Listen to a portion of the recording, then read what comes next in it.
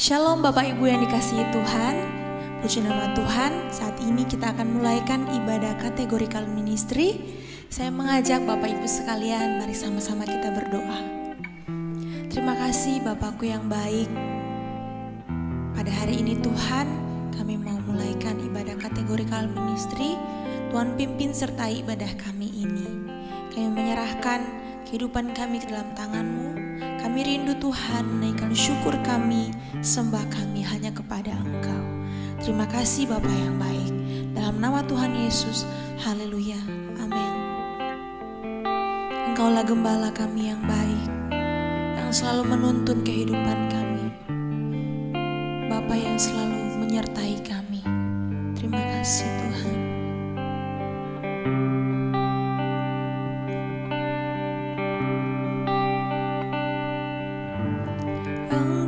Gembala yang baik, Kau menuntun hidupku, membawaku ke air tenang, menyegarkan jiwaku. Sekalipun ku berjalan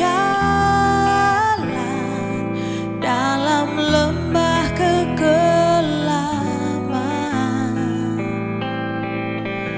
tak akan gentar ku melangkah, sebab Engkau besertaku.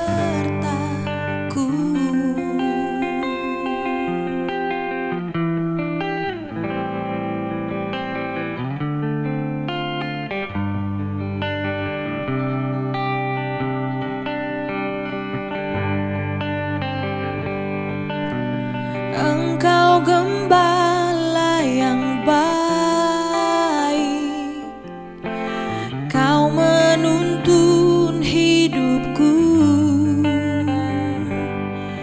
dan bawaku ke air tenang, menyegarkan jiwaku.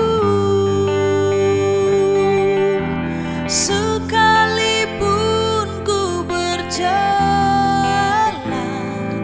dalam lembah kekelaman, tak akan gentar ku melangkah, sebab Engkau besertaku.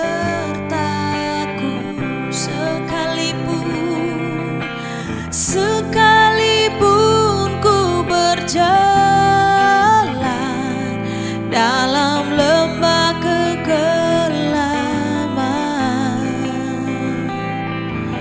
tak akan gentar ku melangkah, sebab Engkau besertaku. Sekalipun ku berjalan dalam lembah kekelaman,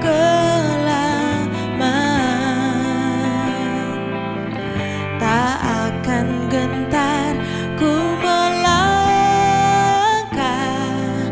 sebab Engkau besertaku.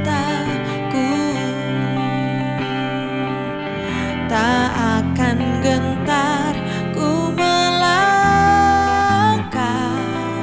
sebab Engkau besertaku. Salam, selamat malam, selamat berjumpa kembali di dalam kasih Tuhan kita Yesus Kristus. Mari Bapak Ibu yang saya kasih dan yang dikasihi Tuhan, malam hari ini kita belajar bersama-sama kebenaran firman Tuhan. Saya akan menyampaikan firman Tuhan yang terdapat di dalam kitab Mazmur pasal 114 ayat yang ke-8. Demikian bunyi firman Tuhan. Yang mengubah gunung batu menjadi kolam air dan batu yang keras menjadi mata air. Amin. Yang disebut berbahagia adalah kita yang membaca atau mendengar firman Tuhan, merenungkan firman itu, menyimpannya di dalam hati dan belajar untuk melakukan dalam kehidupan kita sehari-hari. Bapak Ibu yang saya kasih dalam nama Tuhan Yesus Kristus, kalau kita mempelajari Mazmur pasal 114 ini, tercipta karena penggubahnya ini mengingatkan bagaimana Tuhan telah memimpin bangsa Israel ini keluar dari tanah perbudakan Mesir, masuk ke tanah perjanjian Kanaan. Pekerjaan besar yang awalnya tidak dimengerti oleh Musa menjadi suatu kenyataan yang ajaib bagi seluruh bangsa Israel pada waktu itu. Peristiwa itu maksud saya terjadi saat umat Israel ini sesuai dengan titah Tuhan berkemalah mereka di Rafidim, ya. Tetapi di sana tidak ada air untuk diminum bangsa itu. Bangsa Israel merasa kehausan dan membuat umat Israel pada saat itu marah dan bertengkar dengan Musa. Bangsa Israel ini bersungut-sungut kepada Tuhan. Kemudian Tuhan berfirman kepada Musa, "Berjalanlah di depan bangsa itu dan bawalah beserta engkau beberapa orang dari antara tua-tua Israel. Bawalah juga tongkat di tanganmu, tongkatmu yang kau pakai memukul sungai Nil, dan pergilah." Kalau kita perhatikan ya, di Keluaran pasal 17 ayat yang ke-6 dan 7 mengatakan, ya, "Maka aku akan berdiri di sana di depanmu di atas gunung batu di Horeb. Haruslah kau pukul gunung batu itu dan dari dalamnya akan keluar air sehingga bangsa itu dapat minum. Demikianlah diperbuat Musa di depan mata tua-tua Israel. Dinamailah tempat itu Masah dan Meribah, oleh karena orang Israel telah bertengkar dan oleh karena mereka telah mencobai Tuhan dengan mengatakan, adakah Tuhan di tengah-tengah kita atau tidak. Bapak Ibu yang saya kasih dalam nama Tuhan Yesus Kristus, kalau kita ya mempelajari tentang perjalanan bangsa Israel dari tanah Mesir menuju Kanaan, sebelum mereka keluar, ketika mereka masih berada di tanah Mesir, bagaimana Tuhan itu memberikan tulah sampai 10 kali. Itu bangsa Israel, umat Israel melihat dengan mata kepala mereka sendiri. Namun kita tahu bahwa memang bangsa Israel ini terkenal adalah orang-orangnya yang tegar tengkuk. Setiap peristiwa yang diizinkan Tuhan terjadi di dalam kehidupannya, mereka tidak berpikir panjang. Mereka hanya bisa bersungut-sungut dan marah. Dan itulah yang membuat Tuhan mengatakan kepada Musa, dan yang membuat Tuhan juga kalau boleh saya katakan gemas, karena apa yang dikatakan umat Israel pada waktu itu sungguh sangat menyakitkan hati Tuhan dengan mengatakan, adakah Tuhan di tengah-tengah kita atau tidak. Bapak Ibu yang saya kasih dalam nama Tuhan Yesus Kristus, kita harus yakin sebagai orang yang percaya kepada Tuhan bahwa penyertaan Tuhan itu sungguh sangat sempurna. Dikatakan Tuhan itu tidak sekali-kali meninggalkan kita. Jadi artinya apapun yang kita alami, Tuhan itu ada beserta dengan kita. Biarlah apa yang dialami oleh bangsa Israel ini menjadi pembelajaran di dalam kehidupan kita. Ketika Tuhan mengizinkan masalah, jangan ya kita itu terlalu mudah untuk bersungut-sungut, apalagi sampai kita marah ya kepada Tuhan. Dari peristiwa ini, Bapak Ibu, kita bisa mengambil satu pelajaran yang sangat penting, yaitu bagi Tuhan ini tidak ada yang mustahil. Allah itu sanggup mengubah keadaan yang mustahil bagi manusia, tetapi tidak ada yang mustahil bagi Allah. Ya, saya akan memberi judul ya perenungan kita, tidak ada yang mustahil bagi Tuhan. Jadi, Bapak Ibu yang saya kasih dalam nama Tuhan Yesus Kristus, ada satu kata yang seringkali ya menjadi momok bagi semua orang, yaitu kata mustahil. Ketika sakit parah dan banyak orang yang bilang, apalagi kalau sampai dokter sudah memvonis ya bahwa mustahil untuk disembuhkan. Ketika orang mendengar akan hal itu, orang itu pasti mengalami kesedihan yang mendalam, stres dan putus asa. Ketika krisis keuangan melanda dalam kehidupan rumah tangga dan sepertinya tidak ada jalan keluar, ditambah lagi pernyataan orang lain yang mengatakan bahwa keadaan mustahil untuk dipulihkan, orang pasti menjadi semakin drop. Dan inilah yang dipakai iblis ya. Memang ya, iblis itu memang tidak pernah berhenti untuk melepaskan panah kemustahilan. Panah kemustahilan ini kepada semua orang agar mereka hidup dalam ketakutan, agar mereka hidup dalam kekhawatiran, agar mereka hidup dalam keputusasaan. Dalam hidup ini Bapak Ibu, seringkali kita ini dibawa kepada suatu masalah atau situasi atau keadaan yang secara manusia memang mustahil untuk mendapatkan pertolongan, jawaban, atau jalan keluar. Namun pemazmur kembali menegaskan dan mengingatkan kita bahwa manusia boleh saja berkata bahwa segala sesuatu itu tidak mungkin atau mustahil. Tetapi sekali lagi saya katakan bagi Tuhan dan tidak ada perkara yang mustahil. Dan bahkan Alkitab menyatakan bahwa di dalam Markus pasal 9 ayat yang ke-32 mengatakan, katamu jika engkau dapat, tidak ada yang mustahil bagi orang yang percaya. Ini adalah perkataan Tuhan Yesus yang disampaikan kepada murid-muridnya.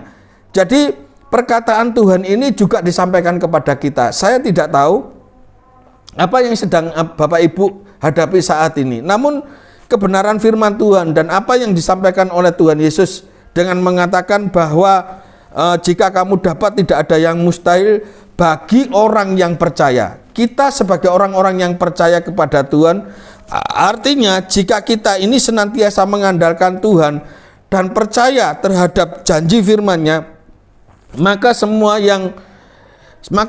tidak ada yang mustahil. Rasul Paulus mengatakan di dalam 1 Korintus pasal 2 ayat yang ke-9, tetapi seperti ada tertulis, apa yang tidak pernah dilihat oleh mata dan tidak pernah didengar oleh telinga, yang tidak pernah timbul di dalam hati manusia, semua yang disediakan Allah untuk mereka yang mengasihi Dia. Ini adalah kebenaran firman Tuhan. Rasul Paulus menyampaikan kepada jemaat yang ada di Korintus, dan apa yang dikatakan oleh Rasul Paulus ini adalah sesuatu hal yang mustahil menurut manusia. Namun saya yakin Rasul Paulus ini mendapatkan ungkapan ini dari Allah itu sendiri. Untuk itu Bapak Ibu yang saya kasih dalam nama Tuhan Yesus Kristus, jangan pernah kita takut menghadapi apapun, karena Tuhan itu adalah ahli dalam mengerjakan hal-hal yang mustahil. Kalau kita perhatikan di dalam Yesaya pasal 51 ayat yang ke-10 mengatakan, bukankah engkau yang mengeringkan laut, air samudra raya yang hebat, yang membuat laut dalam menjadi jalan, supaya orang-orang diselamatkan dapat menyeberang. Ini adalah pekerjaan Tuhan. Ketika bangsa Israel pada waktu itu dikejar oleh tentara Mesir, Firaun dengan tentara kudanya mengejar orang Israel, tetapi oleh karena perbuatan Tuhan membelah laut Teberau, sehingga bangsa Israel dapat berjalan di tengah-tengah di atas tanah yang kering, sampai pada akhirnya di mana Tuhan telah menyeberangkan mereka sampai ke ujung laut Teberau, sehingga mereka dapat menyeberangi. Dan kita tahu semua bahwa Firaun beserta pasukannya hanyut ditelan oleh air laut. Tuhan yang sanggup mengubah gunung batu menjadi sumber mata air, sehingga bangsa Israel dapat minum. Dan saya mau katakan, dan Tuhan yang sama yang sanggup mengubahkan air dalam tempayan menjadi air anggur. Bahkan Tuhan yang sama juga sanggup menghidupkan kembali Lazarus yang sudah meninggal 4 hari. Karena itu Bapak Ibu yang saya kasih dalam nama Tuhan Yesus Kristus, jangan pernah kita membatasi kuasa Tuhan dengan logika kita yang terbatas. Sebab Nabi Yesaya mengatakan di dalam Yesaya 55 ayat yang 9, seperti tingginya langit dari bumi, demikianlah tingginya jalanku dari jalanmu dan rancanganku dari rancanganmu. Kita ini tidak dapat menyelami jalan pikiran Tuhan, rancangan Tuhan atas hidup kita, jalan-jalan Tuhan atas hidup kita. Namun sebagai orang-orang yang percaya, yang sudah mengiring Tuhan, yang bagaimana Tuhan sudah menyatakan kuasa dan mujizatnya di dalam kehidupan kita, biarlah itu menjadi pegangan di dalam kehidupan kita. Tidak ada perkara yang sukar di hadapan Tuhan, karena Dia adalah Tuhan yang maha kuasa, Tuhan yang sanggup melakukan segala perkara di dalam setiap kehidupan orang-orang yang percaya kepadanya. Amin. Tuhan Yesus memberkati. Mari kita berdoa.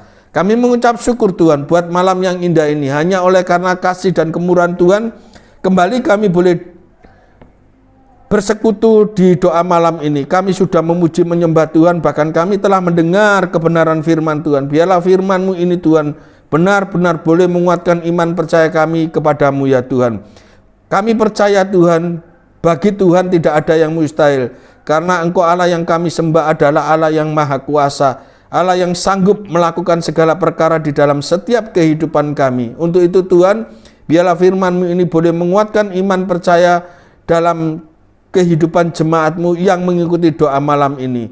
Kami mohon Tuhan, kiranya Engkau mencurahkan berkat-Mu atas setiap jemaat-Mu yang mengikuti doa malam ini. Tuhan memberkati dalam kehidupan rumah tangganya, Tuhan memberkati hidup nikahnya, Tuhan memberkati usaha pekerjaannya, Tuhan memberkati pelayanannya, Tuhan memberkati studi anak-anaknya, Tuhan memberkati dengan kesehatan ilahi, Tuhan memberkati dengan berkat panjang umur. Apa yang dilakukan Tuhan buat berhasil dan beruntung, semuanya untuk kemuliaan bagi nama Tuhan. Terpujilah nama-Mu, dalam nama Tuhan Yesus kami sudah berdoa dan mengucap syukur. Haleluya. Amin.